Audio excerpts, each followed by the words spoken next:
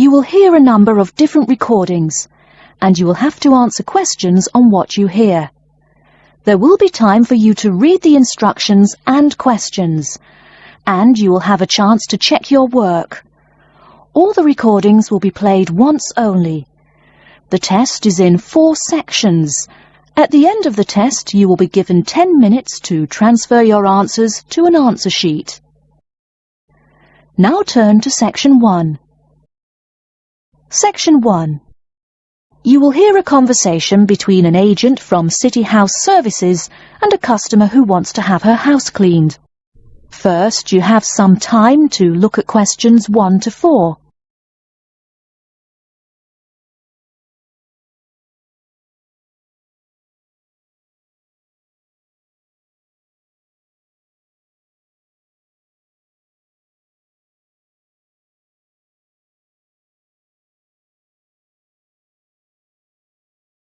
You will see that there is an example which has been done for you. On this occasion only, the conversation relating to this will be played first. Good morning, City House Services. How may I help you? Good morning. I'd like to arrange to have my house cleaned. Certainly. I just need to ask a few questions. First, could I take your name? Yes, it's Barbara Hill. The woman says that she is Barbara Hill, so Barbara Hill has been written in the space. Now we shall begin. You should answer the questions as you listen, because you will not hear the recording a second time. Listen carefully and answer questions 1 to 4. Good morning, City House Services. How may I help you? Good morning. I'd like to arrange to have my house cleaned. Certainly.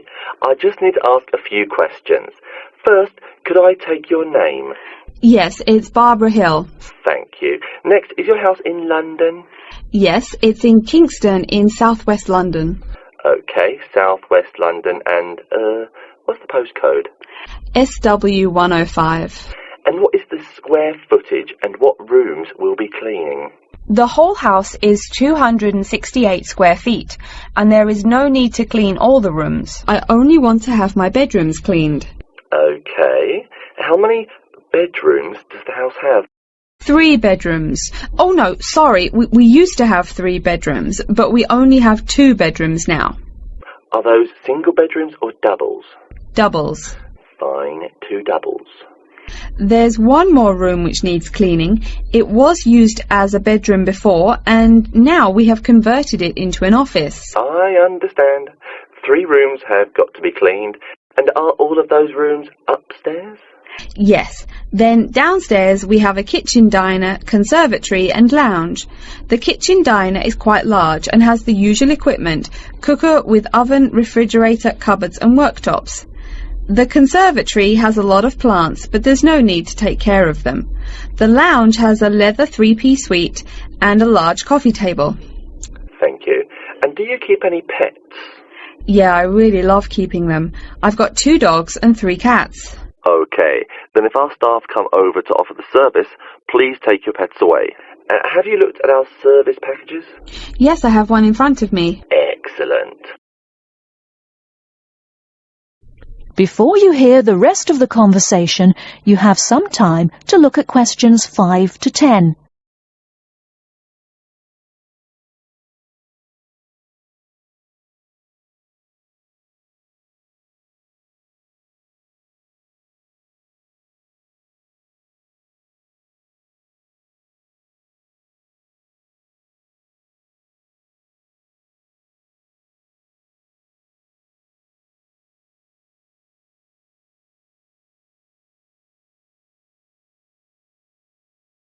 Now listen and answer questions 5 to 10. Any extra services you need? Switching bed linen, work in the garden, clean the glass in the conservatory, that kind of thing? No. Actually, replacing the bed linen, yeah, that would be good. No problem. I'll just make a note of that. How about curtains, mats and carpets? What would you like us to do with those items? The curtains. I'll have to think about that. I think we should have the carpets cleaned really well every quarter. Mats can just be done with the laundry. Of course. How about clothes? We can have our staff wash and iron them, or we can have them taken to a dry cleaner. Washing and ironing. No, just ironing. That'll be okay. Okay, fine. I know quite a bit about what you want now. I should let you know that we're located on 12 Amy's Road. That's A-M-Y-E-S. And we work on from Monday to Sunday except Tuesday and Wednesday. Could you let me know when is convenient for you? Next Friday. No. Oh, that's no good.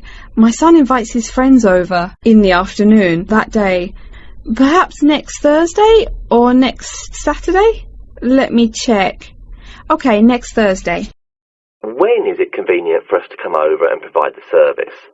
Is it okay if we come in the morning? Or we may come in the afternoon. It depends on your schedule. I'm okay with any time. Just give me a call to let me know you're coming before you arrive. Sure we will. By the way, how long will it take for the service? We usually work 1 to 3 hours for house cleaning, and the work will take 3 hours at most. And of course, if it takes more than 3 hours, you should pay extra for it. Fine. So, let me just do some calculations. That is the end of section 1. You now have half a minute to check your answers.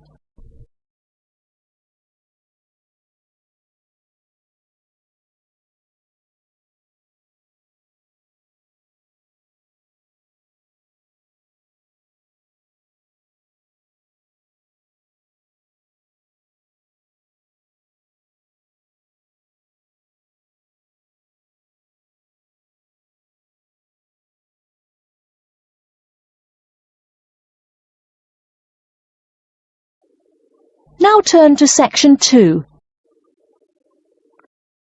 Section 2. You'll hear a talk by a security worker from Sydney Airport who is introducing the day-to-day operations of the Australian Quarantine Service. First, you have some time to look at questions 11 to 17.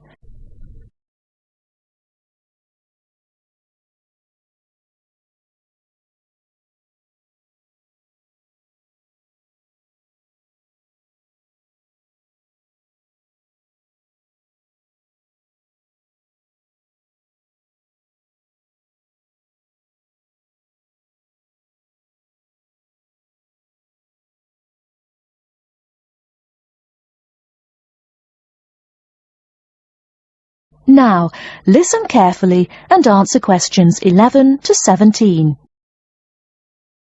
Hi everyone and welcome to Sydney Airport. Today I'll be giving you the inside information on the day-to-day operations of the Australian Quarantine Service here. We hope to provide you with a better understanding of why such heavy security regulations are necessary by educating you on how we operate and why we do the things we do. We're not here to try to persuade you to fly through Sydney Airport, though we hope you'll find your experience relatively stress-free and comfortable. First things first, our personnel.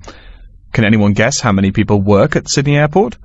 We have 200 alone working in Terminal 2, so can you guess how many in the whole airport?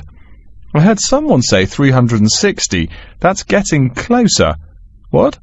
Did someone say 2,000? That's way too high. Sydney Airport actually employs 440 people. A lot, right? And about half of those employees work in security-related matters. Moving on to our not-so-human employees, let's come and see our favourite pooch, Milton. Milton is our best drug-sniffing dog on the force. He's friendly to most people. You can even come pet him at the end of our tour. Burnouts, beware though. He'll find everything. Notice that even though there are so many of us around him, Milton stays quite calm. This is the precise reason he was chosen for the job. Dogs that are chosen are not predisposed to sniff out different narcotics. That's something we teach them already. So here's a part of the airport most people never notice, the cargo transport terminal. This is where packages are shipped to and from. Normally we ship around 4,400 packages per month. In this airport alone, over 52,000 packages were shipped in and out over the past year. We ship to and from 170 different countries. Not bad, eh? Probably it will go up to over 72,000 packages this year. And despite over 100 flights in and out of here daily, the number of lost or delayed packages is impressively low. If you send your package through here, rest assured we'll get it where it's going. Let's move on to the area most of us are familiar with, the passenger terminals. In order to be allowed into this area, you must pass through security with your ticket and, if you're travelling internationally, your passport. If you're travelling domestically, you just need a legal form of ID. If you don't have those, you will not be allowed to pass through security and board your flight. During the security scan, your carry-on items will be checked for dangerous items such as weapons, sharp objects, and liquids that exceed our specified limit. If you attempt to pass any of the prohibited items on this list posted at the entrance, you are still allowed to board the plane, but you'll be given a warning and your item will be confiscated. Don't worry, we will not arrest you for having too much shampoo in your bag or anything like that. We also search your carry-ons and parcels for any perishable items. We prohibit the transportation of local vegetation and prohibit parcels containing any insects in them. You may or may not have learnt about this in biology class, but when some plants are introduced to a new environment, they spread wildly and wipe out the current species around it. It is important to control the introduction of new plants into an ecosystem, so we must prohibit the transport of any fertile seeds. So what happens to parcels containing possibly suspicious items? It's of course something we do not take lightly here. If an object passes through the scanner that appears suspicious in any way, it is separated out for manual search by a member of our trained security personnel. If an illegal plant or simple sharp object like a pocket knife is found, it is simply disposed of in our biohazard waste containers, and the package itself is returned to the sender, or passenger if it is for a passenger flight. More serious weapons are reported to higher authorities for investigation.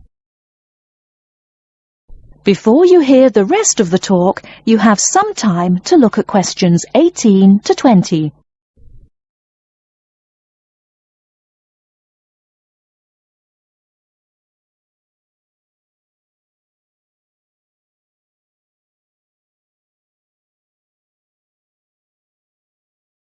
Now listen and answer questions 18 to 20. As far as parcel security, the material of the parcel is important.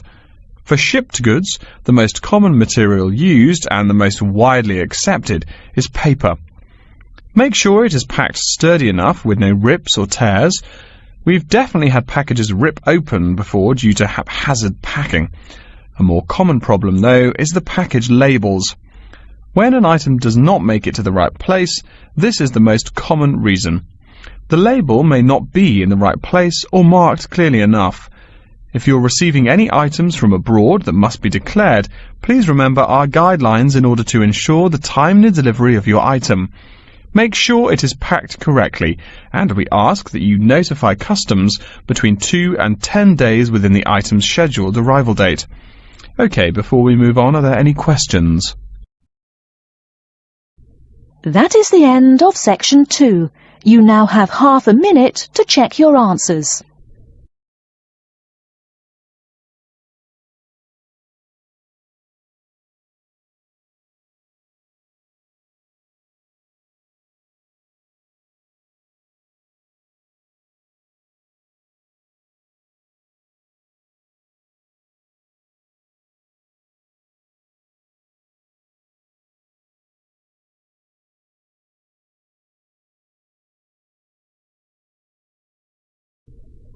Now turn to section 3.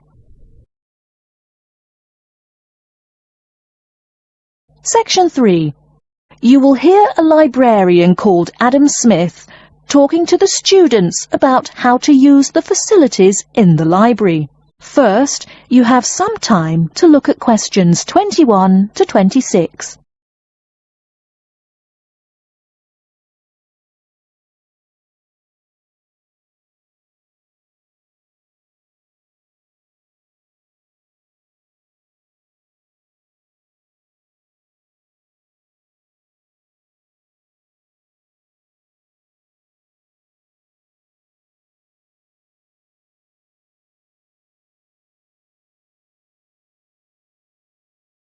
Now listen carefully and answer questions 21 to 26. Welcome. Please come in and gather over here around the tables. My name is Adam Smith, and I'm the librarian here. I'll show you around today and explain how to use these facilities. Hopefully, when I'm done with it, you'll know the ropes. And please feel free to let me know of any questions or concerns that you may have. Now we're at the gate of the library. Upon entering into the door, you'll find that the restrooms are on your left-hand side, and opposite them is a photocopy room. Many of you are wondering about the check-in and check-out process. What you have to do is go to the circulation desk, which is to the east of the photocopy room. The reading room is a really large area in the center of the library, just to the north of the circulation desk. I'm sure you won't miss it. If you're here to do research, this is where you should bring books to look through. However, if you're here to do any group projects or other interactive activities, I advise you to use one of the study rooms, which are just to the east of the reading room. Moving on to the southeast corner, we have the periodical section, just next to the study rooms. We have a collection of different newspapers and magazines in this section. You can get last week's weather reports, or all the top stories 5 years ago. Our periodicals can be traced back 20 years to the time when our school library was built. Our first question. Yes. Can we check out magazines from the library? I'm sorry, but you cannot take any periodicals out of the library. You're welcome to read them for as long as you want while you're here, but you cannot check them out. I wonder if there is any place where we can get some food in the library. Do we have a store here? Of course. The Food Service Center is just meters away from the study rooms. It's on the northeast corner as you look at the map. The Food Service Center offers different kinds of snacks, though it's not big. Well, moving on along to the west, you will find the Video Resource Center on your right hand. We have educational videos and documentaries, as well as major motion pictures. We ask that you pay attention to the tag on the video that you pick up, as many of our documentaries are for on-site viewing only and may not be taken out of the library. To the west of the Video Resource Center is our satellite TV station. Here we stream the news from Channel 19 for most of the day. How many channels does it have? It does have nearly 200 channels, but we generally will give top priority to channels with some big events, like presidential addresses or other breaking news. During the coverage of the presidential debate, students will take a break from studying and flock to watch it. Last, but perhaps most important, is the inquiry desk. It's just on the left-hand side when you walk into the library, so it's impossible to miss it. If you have any questions about how to use equipment or where to find something, come and ask the assistant. Don't be shy, because that's what they're here for. Before you hear the rest of the talk, you have some time to look at questions 27 to 30.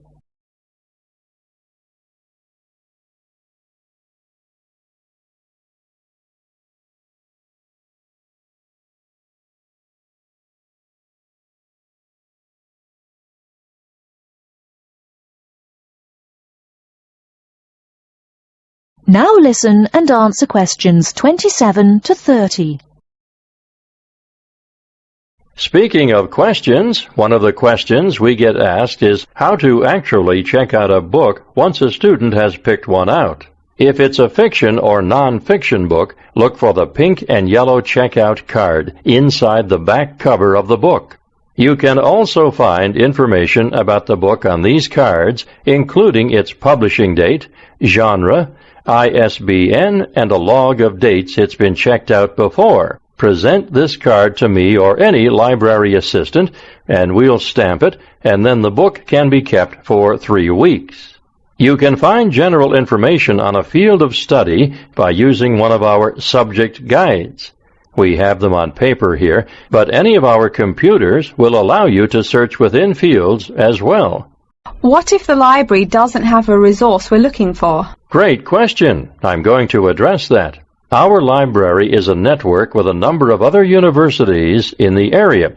So if there is something you're looking for and it's available somewhere in the area, we'll be able to get it for you. However, there are universities which are not part of the network, so we do not share resources with them.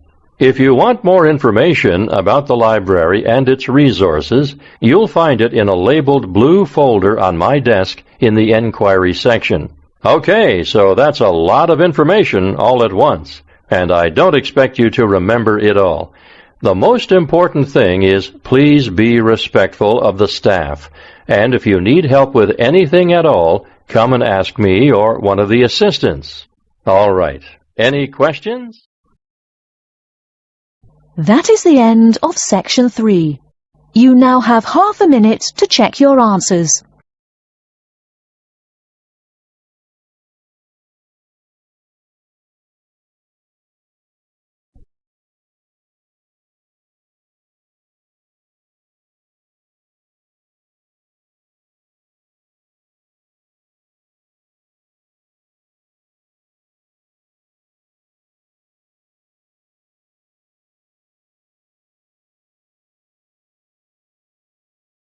Now turn to Section 4. Section 4. You will hear a lecture about Crocodylus niloticus and its living habits. First, you have some time to look at questions 31 to 40.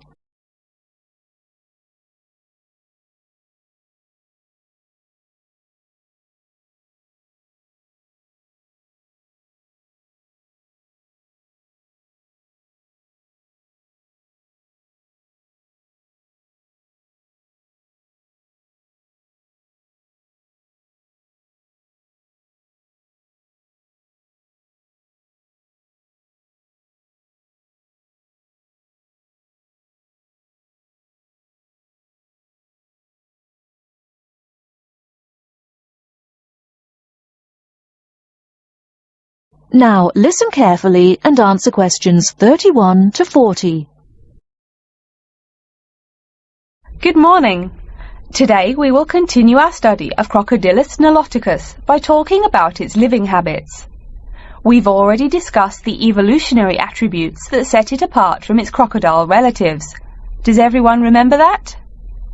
Yes, it has an extremely narrow snout and 3 or 4 rows of protective scales on its back, as compared to 2 rows on other members of the Crocodylus genus. Let's take a look at how these carnivorous man-eaters live, where they live, and finally, whether they really deserve their vicious reputation. To start, I'd like to address a great question posed to me by a student during yesterday's office hours. We talked about the distribution of crocodiles in Africa and saw that they are highly concentrated in the south and west of the continent. This student noticed that on the map displaying the distribution of crocodiles across Africa, there were no crocodiles in the northern region, and found no mention in the literature of the existence of crocodiles in the north of Africa. Why might there be no crocodiles in North Africa? Let's save this question for later in the lecture.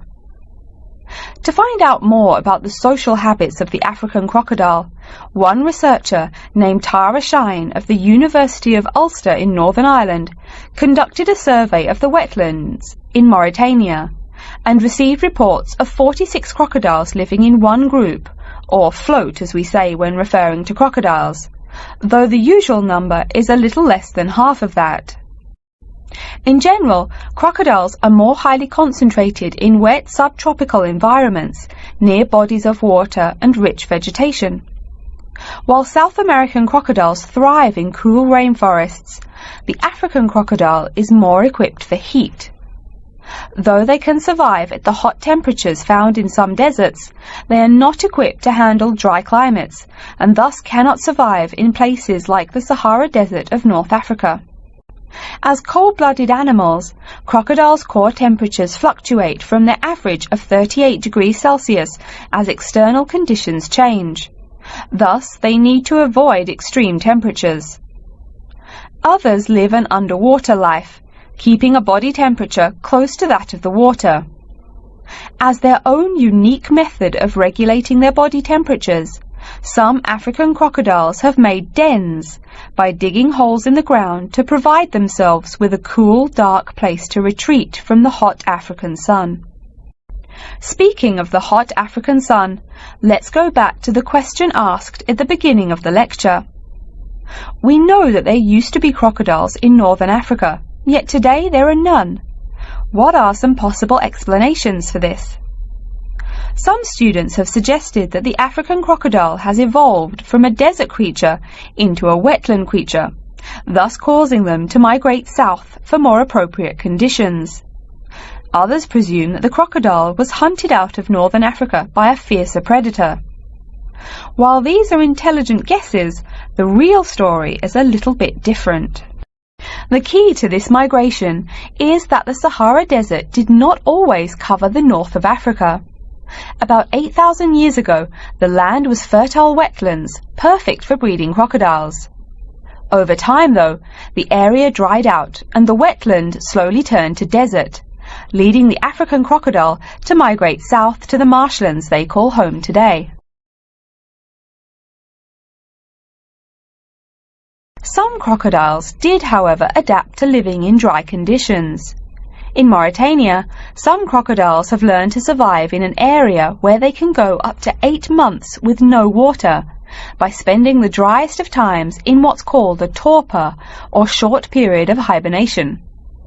To utilize every bit of rainfall, these desert crocodiles dig underground caves that collect runoff, thus staying cool and hydrated. During the mating period in November and December, males attract females to their viciously protected territory through a number of behaviors that range from snapping their jaws all the way to sending infrasonic pulses through the water.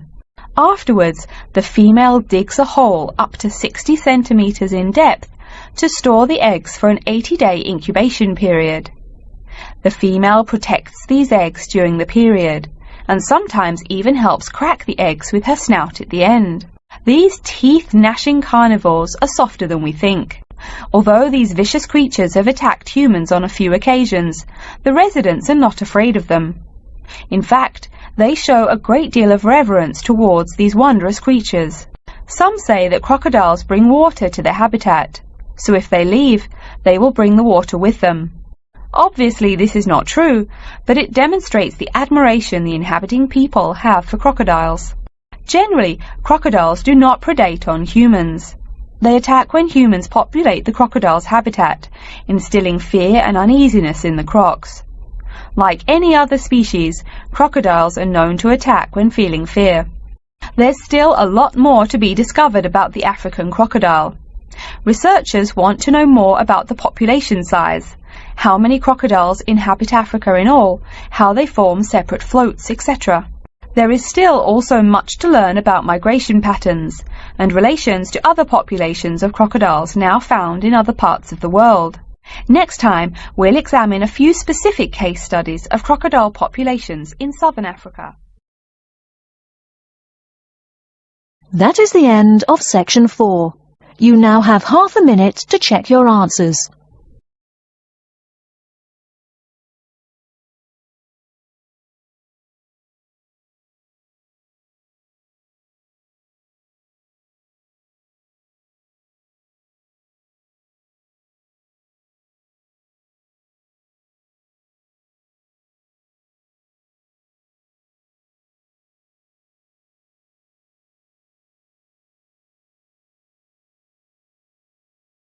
That is the end of the listening test. In the IELTS test, you will now have 10 minutes to transfer your answers to an answer sheet.